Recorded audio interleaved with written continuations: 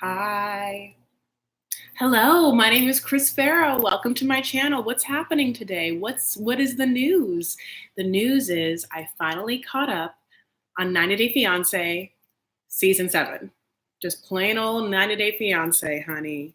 And I'm so excited to do a quick catch up of like the last 6 episodes in this live so I could go in tonight, watch it, have the guilt gone of not giving you guys recaps, and we can move on from there.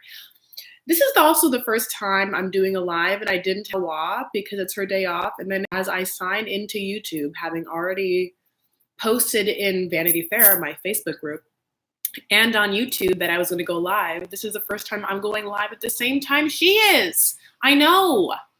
I'm actually not happy about it, and we're going to laugh about it later because I only have one best friend that does YouTube. It's her. I don't want to go live at the same time. The truth is I have to drive up to LA in like 45 minutes, and this is the only time I can do it before tonight. So, hi guys. Okay, so everyone is coming in. People say my hair is great. I disagree, but I appreciate you guys. I'm like still working it out, you know. I don't want to get too much into extensions, but like I went the first whatever half of my life just being like extensions aren't for me. I get some people can do it, some people, look horrible doing it. My cousin Monique uses them, they look great, and then I thought that like everyone else would look dumb, including me. And so of course, I didn't do them for so long, and now I'm obsessed with them. But it's still working out. Hi. I love you guys. Thank you so much for being here. I'm so excited to see you. Let's talk these crazy ass couples.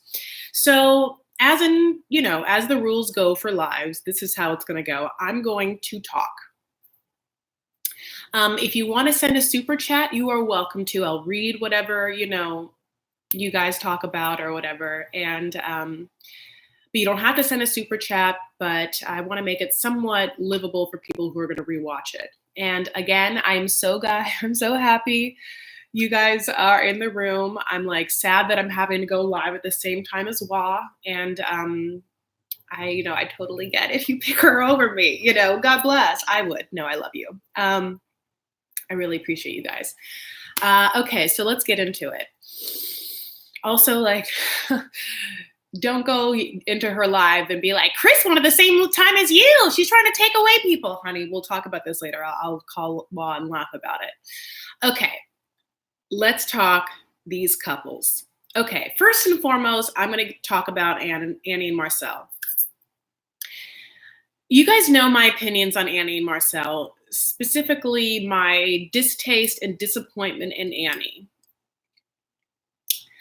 It was very hard for me to watch this woman who I know has been through things bring a man into her home and tell her 3 boys that they don't exist to Marcel's parents, that they have lied about their existence because Marcel's parents would be upset, and that Marcel was here and he also didn't want to admit about their existence to her parents, because as a child of divorced parents, I would have never stand for that. Like if my dad was like, okay, here's the thing, I'm dating this woman, her parents don't want her to have kids or don't want her to, be with someone who's already had kids. So like, you don't exist. I'd be like, no, she doesn't exist. No, she doesn't exist. I exist. I'm here. It's already me and you. You're choosing someone. If she's not it, she's not it. Like it was very hard for me to watch that. And so every time after that, I just had a really negative opinion of her. That's just not how you raise a kid. That's not how you raise children. You love them and you're like, no, I'm here for you first and foremost. And then whoever I bring in my life is going to accept you because you're a part of me. We are a team. But instead, she would just guilt her kids. Don't you want me to be happy? And like forcing her older son to be the rational person of being like, he's not the only person in this world. So you can easily be happy with someone else. that can be a man or a human and choose their own life. So this situation ended up stinging her in the butt. A little B reference. Because of course, what happens is after Anna and Marcel basically can't communicate anyway, after they have like literally no communication skills because he doesn't speak English and she doesn't speak Turkish, and all we know is like chaka, which means very. That's what I've learned from Turkish, and she, basically knows nothing. She ends up, after many people, her mother, her friends are like, you can't do this to your kids. You have to make him tell his parents. She does. And then we get this bananas phone call with people who are like, oh, Marcel, like with his parents, and Marcel's parents thinks that he's some victim who came over to America to discover the woman that he loved had children. And they're like, ooh, she played you for a fool. And he is just this completely weak, decrepit. I mean, I don't even know how to say, like, weak is the biggest word possible. I mean, insecure, weak man who lies to his parents. He's almost 40. And then he has to leave, but not before we are forced to watch them cry and cry and cry. And then her keep thinking that he's going to change his mind, when it's been very obvious this entire time that he would have never picked her over his family. If there was a chance in hell that he was going to pick you, Anna, over his family, he wouldn't have been lying about the kids in the first place. He's in America, and he could literally stay here for the rest of his life if he can be a truthful, strong-minded person and be like, this is my life, and these are kids. I'm not ashamed of them. In fact, I've grown to love them, and I'm going to be a father figure for them. I live in America now. But he had never given you a whim of that was going to happen. He never once was like, these are the options. She knew the whole time that he would have always picked not telling his parents or his parents' opinion over her. But they cry and cry and cry. And then he comes back and they cry and cry and cry.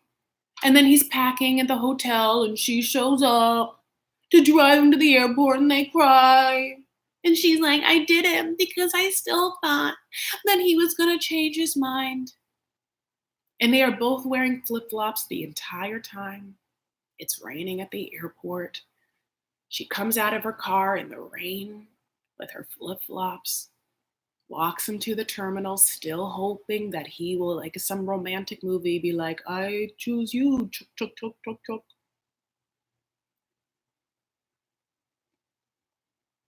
But he doesn't. And she flip-flops her way out of there. I mean, I got to the point where I'm like, There's two couples now that like are basically unwatchable for me. She's unwatchable for me because I like detest the way that she's treated her sons, and it's very hard for me to watch, and I don't like it. And the other couple that I detest watching is Blake and Jasmine, for the pure and simple reason as they are beyond boring. But I'm so happy to get the Anna and Marcel thing out of the way because I hate her. I hate her. I'm sorry that she's been through things, but she is, I think, so detrimental to the welfare of her children. And I feel like they're going to be in therapy. And I feel like those poor three sons are just having to deal with a shitty, dumb, foolish, bad mom, selfish mom. In the conversation she had with her oldest son, where he had to be the rational one and be like, no, you have many options. He's not your final option, and it's not befitting of you to choose him over us. Or it's just like,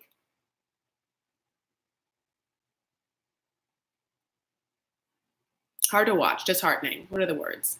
Annoying. He just want to slap her. He just want to like write a letter to the kids and be like, just so you know, everyone watching this show hates your mom. Not hates your mom. Everyone watching this show feels for you, feels sympathy and empathy for you guys. I mean, at this point, I'm like, ugh, their dad, I guess, was violent. She's worthless, not because that she's been hit or anything like that. I mean, again, when I'm talking about her parental style, I get it that she's been through things where there might be trauma involved, and you can educate me if you want about how the trauma of being in an abusive relationship might have played her into her insecurities now. But I don't have to tell you. Are the kids in therapy? Are you in therapy? If you've known you've been through things like this, is anyone in therapy? And if anyone's in therapy, who's your therapist to like get you on a path to heal? I don't know what to say. Like I do have sympathy for women who are being abused. It's not that, but those children were abused too in that situation. It wasn't a secure household for them. So of course, now that they're out of it, you want them to feel loved, appreciated, worthwhile, valued. And it's maddening to watch this woman who loves bees bring in some guy who can't do shit. What kind of, I mean, like, yeah, Marcel, go back to Turkey and marry your sister and your mom, live there for the rest of your life. Okay, so I hate being negative. I cannot think of anything positive to say. Like maybe even the fact that they're gone, like I guess it's good that Marcel's gone. That's positive. But if I feel like now that I've seen her mindset of like how she makes decisions, I'm like not hopeful that in the future I'm going to see better decision making.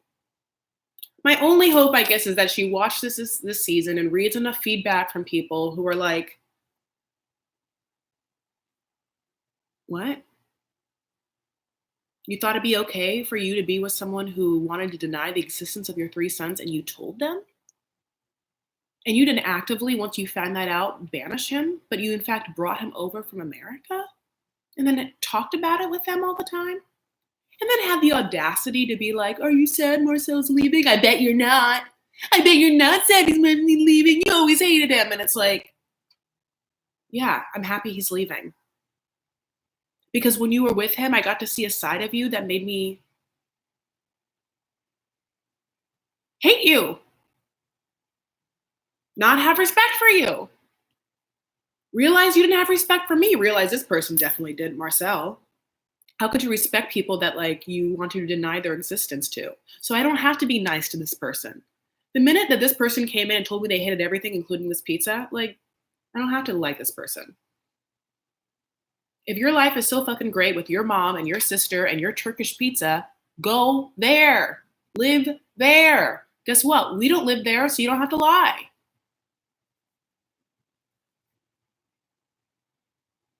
Okay, so I just, I don't know. Okay, let's move on to because I've already mentioned them, Jasmine and Blake. Oh my God, let's talk about this. So Jasmine has been as like cold-hearted as possible.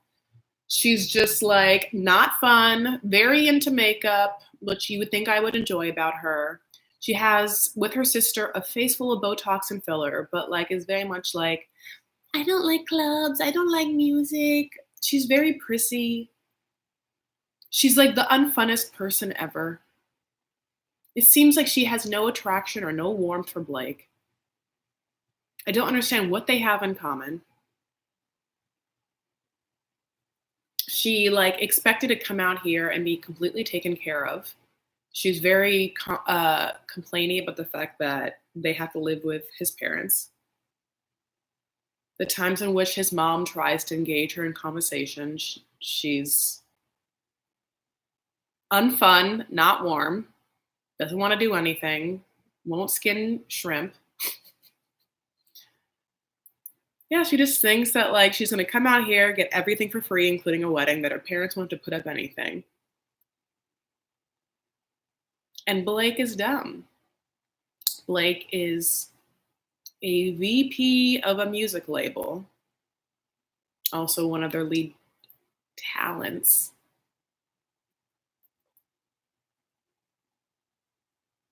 I don't know what they have in common. They have not shared one moment of like love or warmth. There's not been any looks where you're like, oh, I could get that. Like for instance, in the early season, right, like of Mike and Natalie, you were kind of I remember just being like, oh, they like each other. You know, I can see some amount of whether, how that is dissolved. It's its own story, and that story will be told soon. But with this couple, it's like, ugh, you're not supposed to be together. It's incredibly obvious. So why are you wasting our time? But um, Blake has a lot of like nosy friends, including I forgot her name, but that one brown-haired girl who like hates Jasmine, rightfully so, and just keeps talking about how Jasmine's not a right fit for Blake. And then Blake decides to take Jasmine to his first musical performance. She is like not into it. She's basically like, I don't even like rap music. I've watched some of his YouTube videos and there's a lot to be desired.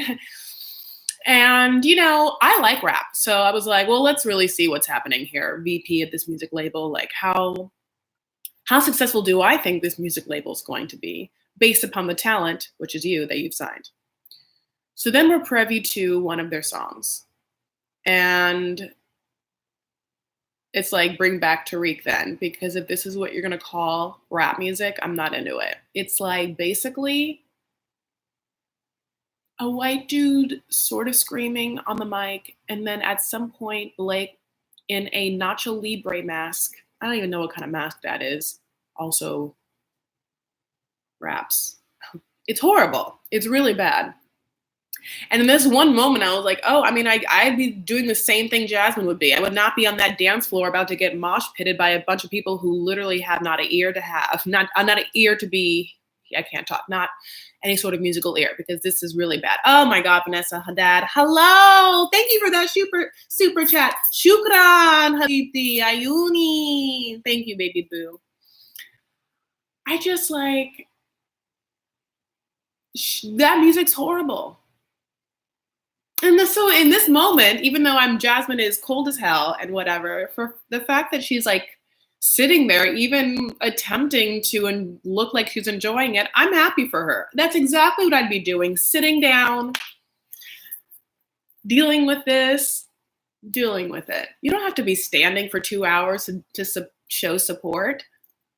Your music is bad.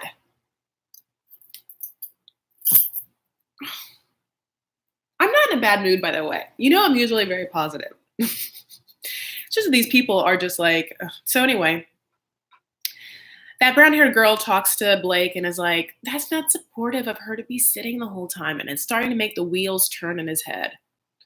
And then there's some conversation that he has with his two boys in some sort of like recording studio.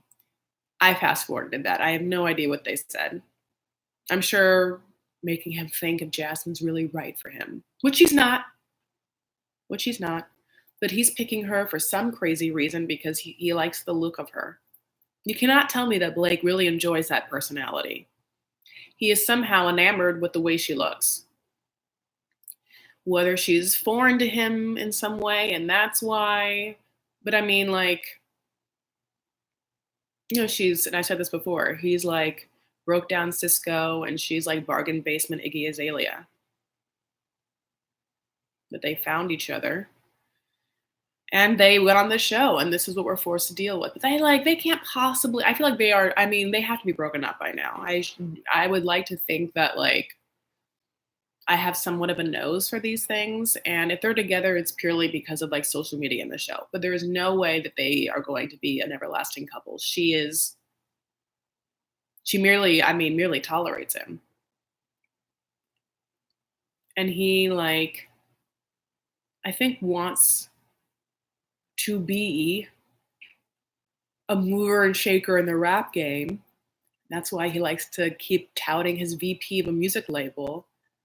But honey, like, VPs of music labels don't live with their parents. I'm sorry. Is that bad? They just, like, VPs of music labels aren't like wearing Nacho Libre masks and taking Uber X's to their shows. Is that bad? Listen, I take an Uber X. I'm not a VP of a music label. Come on. I think that he was just like, oh, it's like this hot blonde white girl from who knows where, Finland. And like, she looks like Iggy Azalea. I'm just gonna like put her on my arm. I'm the new Diddy or whatever. By the way, Diddy's also a wannabe rapper. That's not a good rapper. Oh, you're not gonna, I don't like you. Bye. I'm just gonna like, I'm just gonna moderate this room for us. Vanessa, I love you. Okay, so I just, I really think that Blake and Anna, we're not talking about the first two couples, want some sort of idea of a relationship, and they have just picked people who they thought would be right for them based upon one aspect. So Blake picked Iggy Azalea based upon the way she looks, and Anna picked Marcel based upon these. That was it, right? Those two reasons are why those two people pick people not for them. And then they're now holding on to them just to be in a relationship. And I get that. I can understand that, because it's a lonely world out there, devoid of human connection, and social media doesn't work. Doesn't work to our favor in that way. But at the same time, it is better to be alone than be with someone who is not going to support and feed and let you grow and evolve because they're not right for you. And isn't that a hard lesson? It is. And don't we all know people who have done that? Yes. And can we say sometimes the people that we know that did that was our own selves? Sure. So I guess I have to have compassion for these two situations. And I guess I have to just hope and pray that just like Anna had people in her life being like, girl, hell no, come on. Blake obviously does too. And I hope that upon watching the season, they realize their folly, their own folly in this sitch. Okay, so Z's wozies. Let's get into it. Should I talk about? Yeah, I'm going to talk about what's her name? What's their name? I just said it. Mike and Natalie. Okay, this was the chakra sitch because it really did start off so well. Here's Mike. He's tall, owns a farm. Yes, he's in some debt. His friend meets a Ukrainian girl. They fall in love. Randomly, that Ukrainian girl has a friend, Natalie. He FaceTimes Natalie, and lo and behold, he falls in love. Natalie is very interesting looking. And I've heard a lot of like social media people like making fun of her looks, but I think Natalie's gorgeous. Yeah, she's different looking. I like the hair. I don't think we see enough curly hair in this world. That girl has some naturally curly ass hair. Let it be. She has naturally curly white hair that doesn't bother me. She has, like two big ass blue eyes. I mean, like bananas big. Like, like this and this. I'm like Natalie right now for you. Like, hi, Mike. You're just like staring into these two ocean blue, light blue eyes. I think she's really pretty. Obviously, I think that many different eyes are pretty in different colors. I have brown eyes. I don't not like my eyes, but I think that Natalie is pretty. I don't think that she deserves the hate of like people thinking that she's ugly, but I can understand that she could be a little jarring looking. She could be a little jarring just from the contrast of like white curly hair and blue big ass like eyes, and then sometimes she like lines them with coal rimmed eyes, and then it's like a little like yeah, but I think she's pretty. And God, so yeah, it's starting off so well. She gets there. Now there are some red flags, like the fact that she just wants him to put a baby in her like ASAP, like not even wait for a visa, not even wait for anything.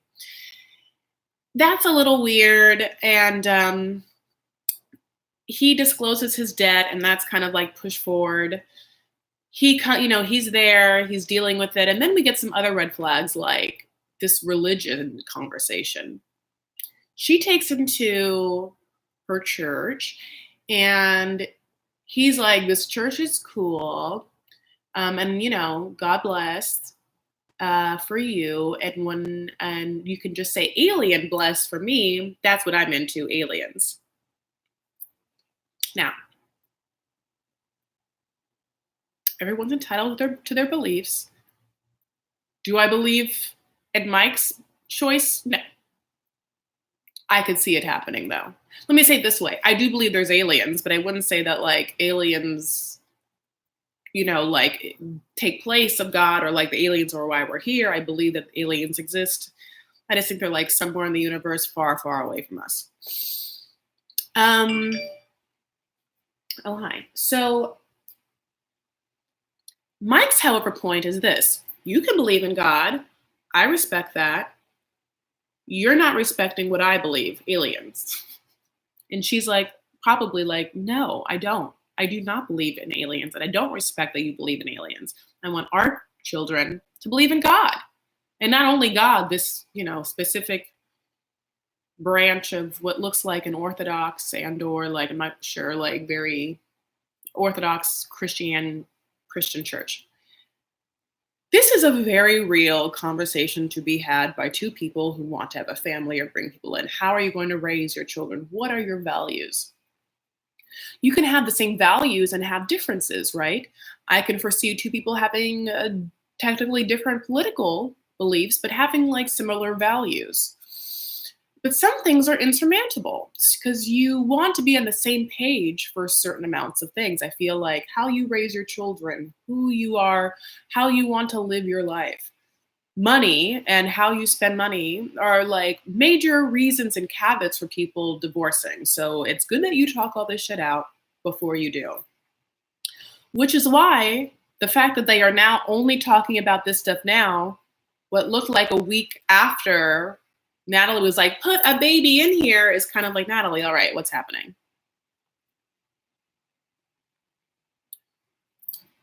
So after the baby thing, after the religious thing, they cool off, because Natalie is not into, Mike's alien sitch. And she's not like at all going to let him teach their children about that. Meanwhile, they're living in this tiny condo with Natalie's mom, who is the cutest person in the whole world who doesn't quite own a brush.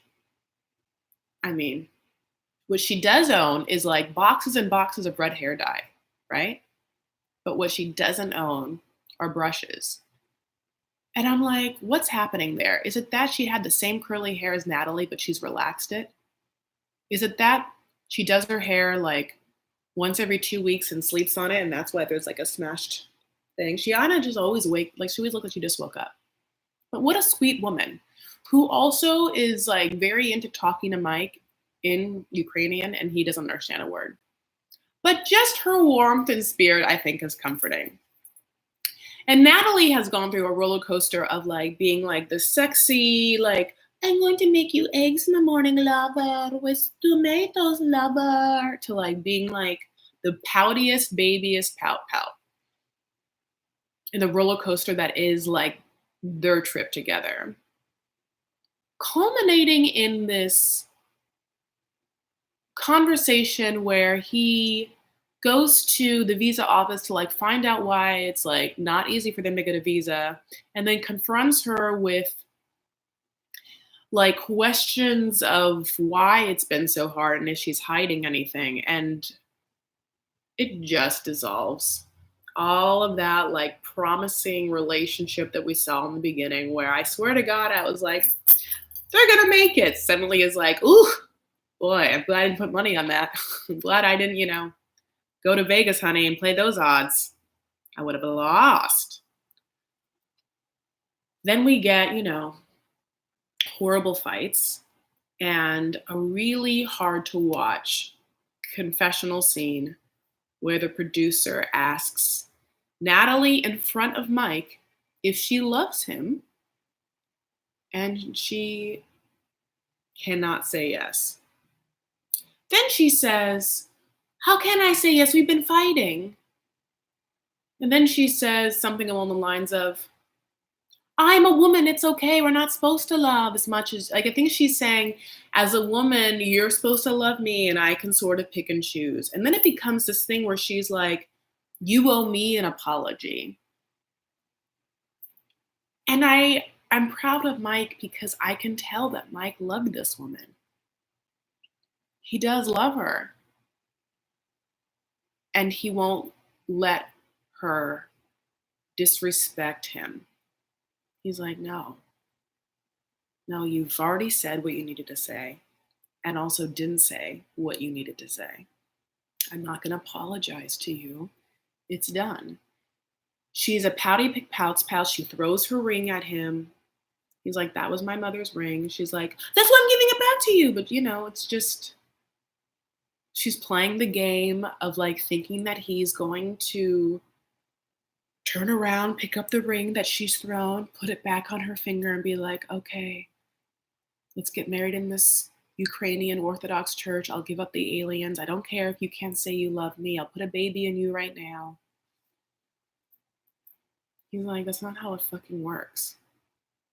I want to create a partnership with someone. I am lonely. I live on a goddamn farm with my crazy ass uncle. You don't think I want you? I'm in love with you. I want to bring you here. I've seen the love between my friend and your friend. I have like traveled over here for you, but I cannot have you disrespect me, my faith, and aliens. You're gonna go on national television and tell people you don't love me? Oh my God, it's already 3:41. Oh, freaking shit. I need like 15 more minutes. I'm supposed to drive to LA. I'm with my dad. Okay, so let's move on. Who else is there? Okay, Angela and Michael. Okay, so Angela and Michael, he got denied, honey. And so she is back in Nigeria, third time's a charm at the Lagos Travel Inn, like she's a frequent flyer there. I hope she has like some sort of gold status at that inn.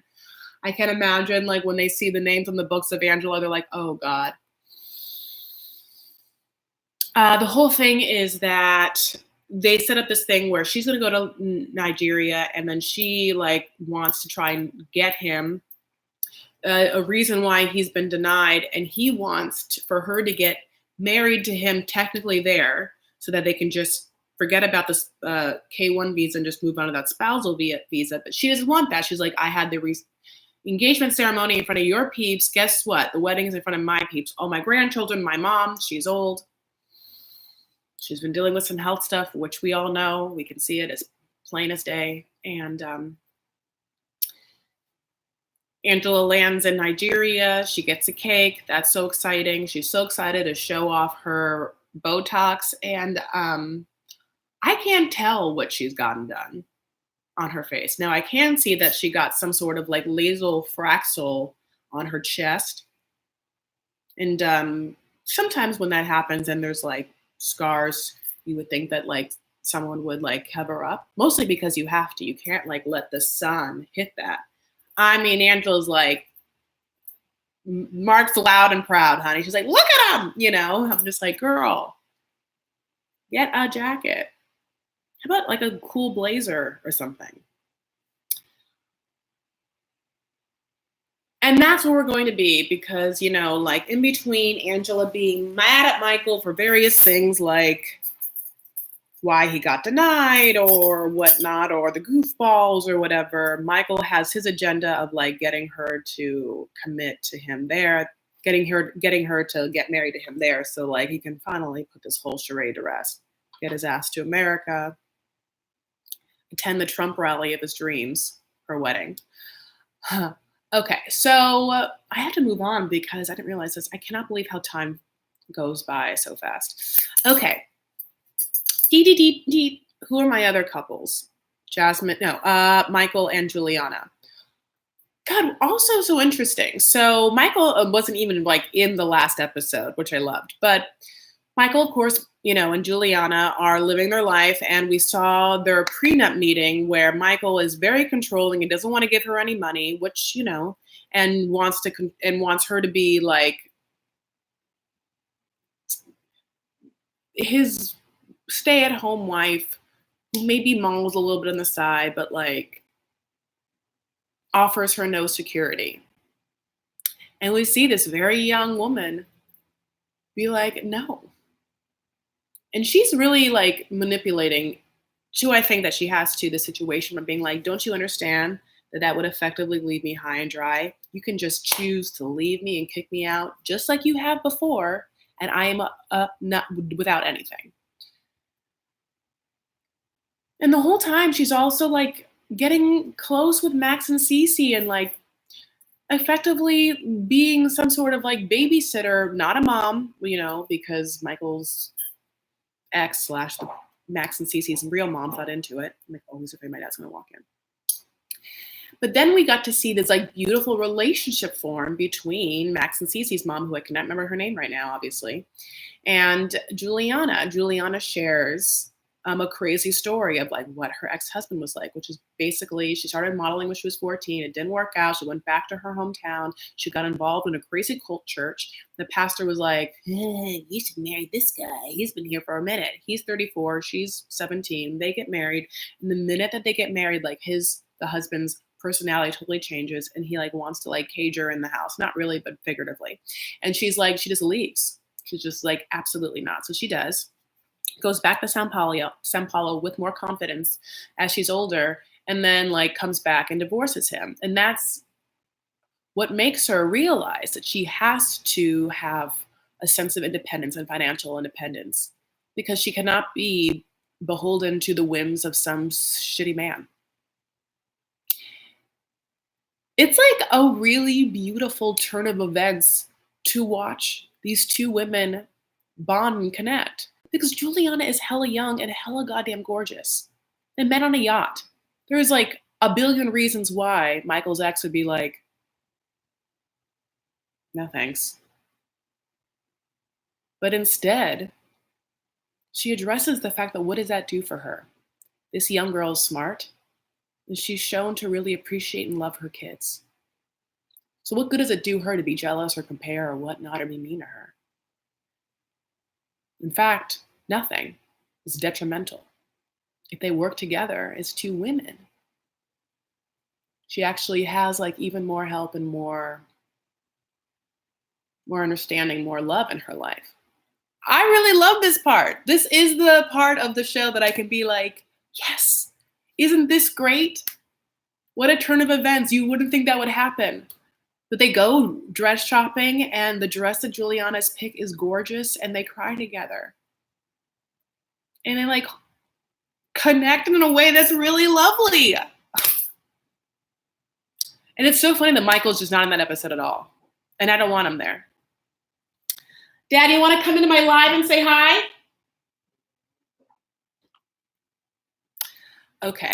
Will you guys tell me who I'm missing? Okay. I feel like I'm going to miss a goddamn couple, and I cannot do it. Okay, let me think about this. Who am I missing? Oh, Lord. Anna Marcel, Blake and Blobbity Blue. Did I do everyone? Sinjin, and Tanya. Ha, ha, ha, ha, ha. Okay. Oh, this is my dad. Dad, I'm on a live right now. I'm glad, because I'm going to be leaving, and right now I'm on my way up to Hollywood to be with my daughter at a museum showing. It's true. And you're dressed beautifully. Thank you. And I'm going to leave a little early, and I'll meet you in Hollywood, and we'll say hello and smile for the cameras and sign some autographs. That sounds good. Now, let me ask you this question. Yes. I made you watch a couple episodes of 90 Day Fiance. Yes, you made me do that. Okay, you need to give a little bit of your feedback right now. Dysfunctional people on both sides. Mm-hmm. You can tell that their aim, that even though they want the fame of being on the camera, They haven't basically solidified a single relationship. They are being picked for how dysfunctional they are. And when you have two dysfunctional people getting together, you're going to have dysfunctional kids. But Look up there. in most cases, some of these girls are past birthing age. So thank God for that. Angela. And never ceases to amaze me how they can get two more people to make bigger fools of themselves on TV. But that's lends itself to this show, because this show can point all this stuff out. And if you actually believed it, you'll find out what's really going on here. And it's fodder really for communication and to be part of today's society and actually hear the comments. What couple do you remember right now? Oh, the guy from Turkey. Yeah, Marcel and Anna. Yeah. What do you think of them? He was crying like a little baby because his mommy told him to come home. Yeah. Yeah. And at the very end, even though she knocked him out through the program, she's sitting in front of the cameras crying at the airport. I know. In all honesty, but this is reality television. I know. Let me think this. It's entertainment. Okay. You raised me a single dad. What would happen if you were with a woman and the woman's like, Mike, I love you so much, and you loved her. This woman's really beautiful. Yeah. And she's like, I don't want to tell my parents that you have a daughter, though, because they won't accept the fact that I'm with someone who has already been married and has a kid. That I think that's a very real feeling, and let someone feel that way. And when they actually tell me that, if they would have ever told me that, I would have appreciated their honesty. Then I would have shown them the door and kicked them in the ass right out through the door. I know, right? Yeah, because you are you and I'm mine, and we are together. I know. Your entire life. I know. I saw you when you came out, and I'm looking at you right now. I know. But almost no touch. I look the same. Yeah, you look the same.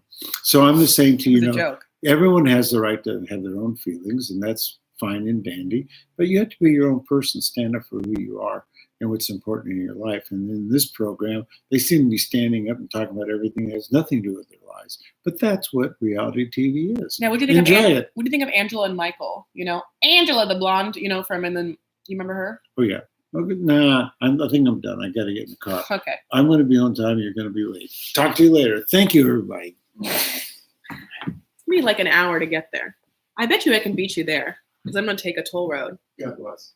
God bless, he says. One more wave. Wait, go back and wave. Wave at it. Wave at it. There you go. Okay, so St. John and Tanya. I'm almost done. St. John and Tanya. Tanya, as we know, decided between the 3 months that she had with St. John to go to Costa Rica to learn how to be a witch doctor using the earth and the natural indigenous peoples' recipes for skincare and wellness and health. That makes sense. Not to do it during the 3 months, but I actually, I think that's a great idea. She thinks that what she wants to do is use this knowledge to create a company. It's one of their ways of making money. What doesn't make sense, Jesse, $1.99. Thank you for the super chat, for the dad cameo. Yeah.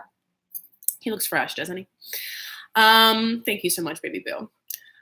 So what is awkward is that she's already postponed this trip, which means she can. But she decided this is the time in which she has to do it, when has 3 months on St. John. St. John is now living in the she shed behind her mother's house, where he has no car, no money, and basically can't do anything, can't drink or anything. All he gets to do is do yard work for her mom. It is a shitty life. Meanwhile, the fact that he's white and from South America during the apartheid, I can't say that really well, I'm so sorry, apartheid. She's now in Costa Rica with her friends who are all like lovely women of color, running around with natural hair and natural boobs and no bras, and I'm into it. But she talks about him and they're all kind of like, oh, well, he doesn't know what he's talking about, and he gotta, and it's such an interesting thing because this poor man, just loves Tanya. He's just sitting there, haram. All he wants to do is talk to her. All he wants is to like have FaceTime with her while she's gone for a month. And these her friends are just like making fun of him. And I feel like they painted some picture of like, oh, he's out of touch, like white dude from a racist part of town, racist country, which is true, but he doesn't act that way. He has not like once said anything, at least on camera, to be suspect or to make us feel like he has like systematic racism so ingrained in him that he's been disrespectful to her. Like none of that. He just seems like this happy-go-lucky guy who doesn't have a lot of responsibility, who's not the most stable person, but his thing is that he just loves this girl. Oh my God. Teresa, thank you for that super chat. That's so sweet. I'm so glad you're back. Missed you, girl. I missed you guys. Basically, he's like, can you talk to me in Costa Rica? Give me a FaceTime. I'm sitting in the middle of nowhere in a she shed doing yard work all day. I'm not even allowed to drink alcohol. Can you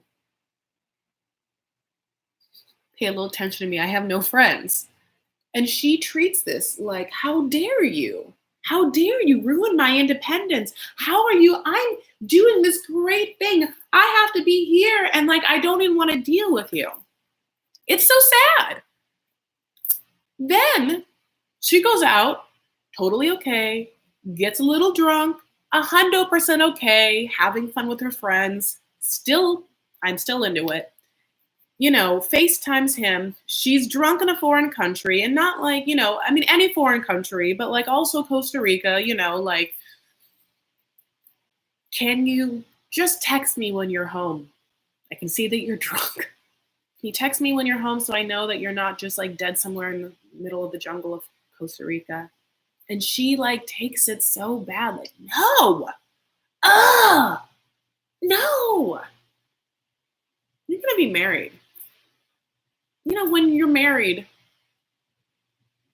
and someone loves you, they want to know you're okay. Just send a text. Just be like, home. It's like not a big deal. There's WhatsApp. It's free.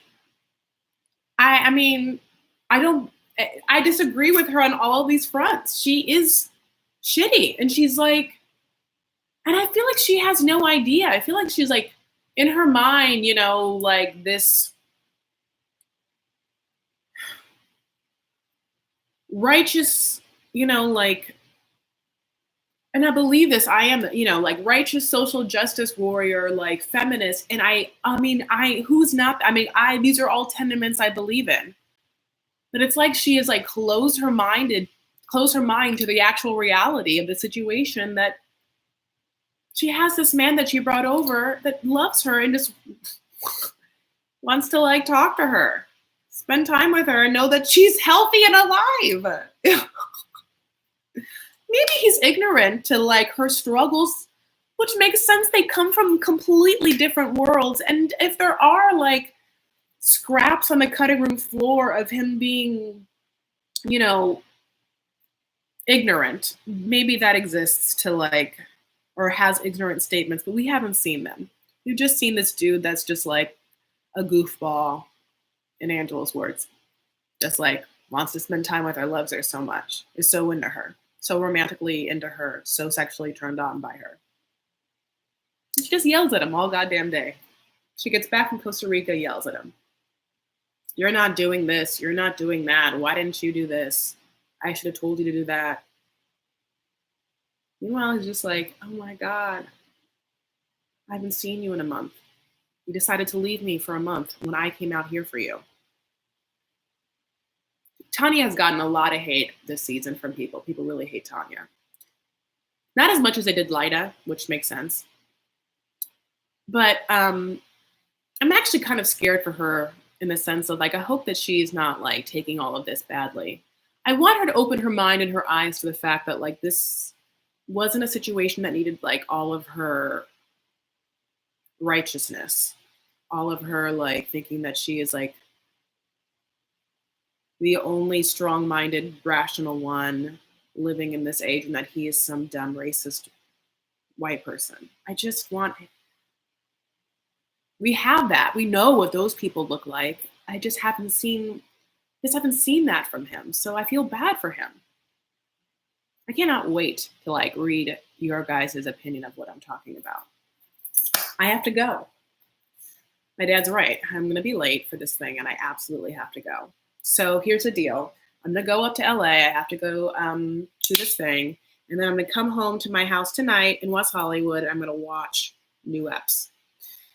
And then you have to tell me, would you rather me do a live, get stuff out of the way, and then hopefully from that point also do a recap, like an edited recap? I know that most people like my edited recaps. And of course, the only reason why I haven't done them is because they are incredibly difficult to do in the sense of the time and energy I have to use to do them. And I want to get content out to you before this season is completely dead. But I have been splitting my time, as you see, in between Orange County and LA, spending time with that one. So anyway, that's the whole deal, but I am like trying to get back to my life and my routine and my ritual. So I really appreciate you guys being along for the ride. You know, I love you so much. I'm going to definitely watch tonight, and you guys tell me what I should do. I also want to say thank you so much for the people who watched my last live, which was not about 90 Day Fiance, but about my life and about things I've been going through recently, and then have given me a lot of kind words and a lot of like amazing comments. It was really, really important. It was really significant to me to hear your guys' feedback about that. It made me feel a lot better. So anyways, all right, baby boos, you can follow me on Instagram and Twitter. I'm at Chris L. Farah. You can join my private Facebook group. That's called Vanity Farah. The L for Chris L. Farah stands for late. I'm going to be late. Anyway, take care of yourselves and each other. Stand up for what you believe and make art. I love you all so much. Thank you all so much. Thank you to my super chats as well. God bless. Alien bless. Bye, boos.